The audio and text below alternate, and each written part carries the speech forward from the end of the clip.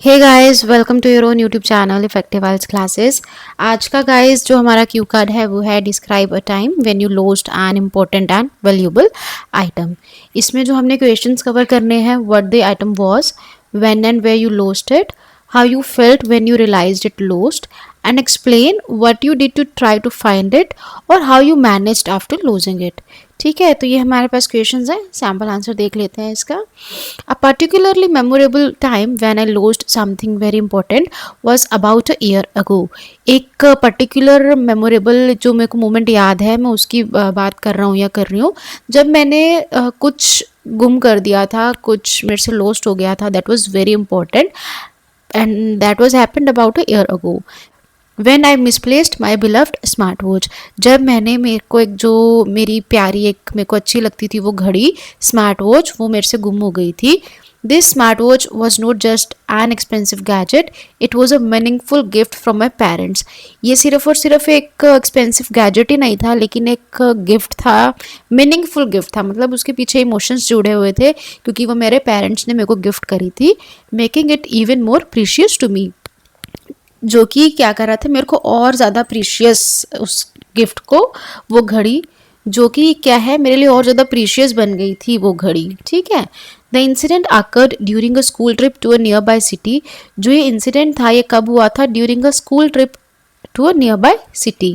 We spent the day visiting several historical landmarks and museums. After a long and tiring day, I realized that my smartwatch was missing. हमने क्या करा, पूरा दिन अलग अलग जगह पे हम लोग हिस्टोरिकल जो लैंडमार्क्स थे, हिस्टोरिकल जो प्लेसेस थे वहाँ हम गए। ठीक है। और बहुत टाइम के बाद एंड एक टायरिंग डे, मतलब एक बिजी दिन रहा, उसके बाद मेरे को रियलाइज़ हुआ, मैंने रियलाइज़ करा दैट जो मेरी घड़ी है वो मिसिंग है। आई distinctly remembered having it earlier in the museum. मेरे को अच्छे से याद है कि वो म्यूजियम में तो थी। So it was likely lost either there. तो ये या तो वहाँ पे गुम हुई, या फिर somewhere between the museum and our hotel, जहाँ पे वो मतलब स्टे कर रहे थे वहाँ पे, या फिर म्यूजियम के बीच बीच में जहाँ भी हम गए वहाँ पे गुम होने के चांसेस उसको लग रहे थे कि वहाँ पे हुआ वो lost. When I first notice the loss, जब मैंने फर्स्ट मेरे को पता चला, रियलाइज़ करा, I felt wave of panic and frustration. मैं मतलब घबरा गया था या घबरा गई थी, एंड मैं फ्रस्ट्रेटेड भी फील कर रहा था कि ये क्या हो गया है। My immediate concern was not just about the cost of the smart watch but also the sentimental value attach to it. मेरा जो इमीडिएट जो साथ के साथ मेरे को जो चिंता हुई जिस बात की, वो ये नहीं था कि वो बहुत महंगी घड़ी थी, बट ये था कि उसके साथ मेरे इमोशंस जुड़े हुए थे, सेंटिमेंटल वैल्यू जुड़ी हुई थी उसके साथ, क्योंकि वो मेरे पेरेंट्स ने मेरे को गिफ्ट करी थी। I retraced my steps as thoroughly as possible. I retraced my steps मतलब मैं जहाँ जहाँ गया था मैं वहाँ वहाँ वापस गया या फिर गई, एज थोरली एज पॉसिबल, मतलब जितना मैं सही तरीके से, जितना मतलब जैसे जैसे मैं गया वैसे वैसे, मतलब मैं अच्छी तरह से मैंने उसको ढूंढने की कोशिश करी।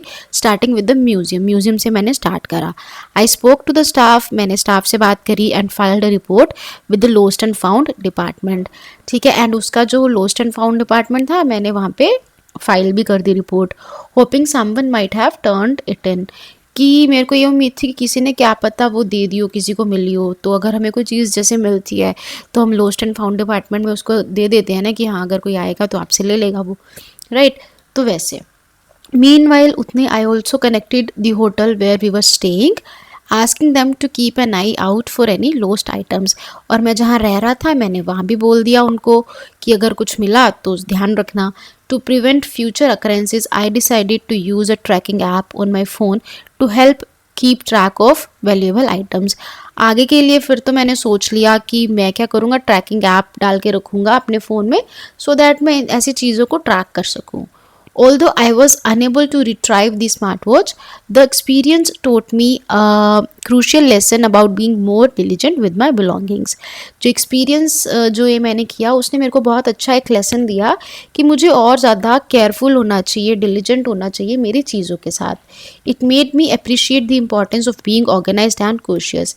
इसने मेरे को बीइंग ऑर्गेनाइज्ड एंड कोशियस मतलब सतर्क रहने की जो इम्पोर्टेंस बताई, मैं उसको बहुत ज़्यादा अप्रिशिएट करता हूँ, स्पेशली व्हेन ट्रैवलिंग और इन अनफैमिलियर सेटिंग्स। स्पेशली जब मैं ट्रैवल कर रहा हूँ या फिर मैं किसी अनफैमिलियर मतलब जो रूटीन में नहीं होता है वैसी सेटिंग्स में, वैसी जगहों पे हूँ या वैसा कुछ कर रहा हूँ या कर रही हूँ।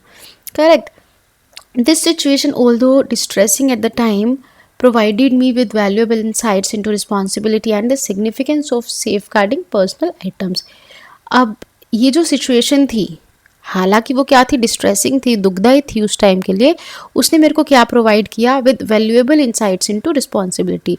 उसने मेरे को रिस्पॉन्सिबिलिटी की वैल्यू बताई कि क्या होती है और कैसे मुझे रिस्पॉन्सिबल रहना चाहिए, and also the significance of safeguarding personal items. And और क्या बताया, इंपॉर्टेंस ऑफ कि अपनी जो चीज़ें हैं उसको कैसे मुझे संभाल के रखना है। ठीक है guys, so this was a Q card. I hope आपको अच्छा ही लगा होगा। इफ़ इट्स हो तो वीडियो को लाइक करें एंड कमेंट करके ज़रूर बताया अगर चाहे आपको अच्छा लगा है या आपको नहीं अच्छा लगा है, आपको कुछ चेंजेस चाहिए।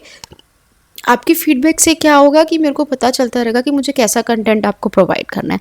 सो कमेंट ज़रूर करें। बाकी गाइज इसका PDF आपको टेलीग्राम चैनल पे मिल जाएगा। मिलते हैं नेक्स्ट वीडियो में। टिल देन टेक केयर, सी या, बाय बाय।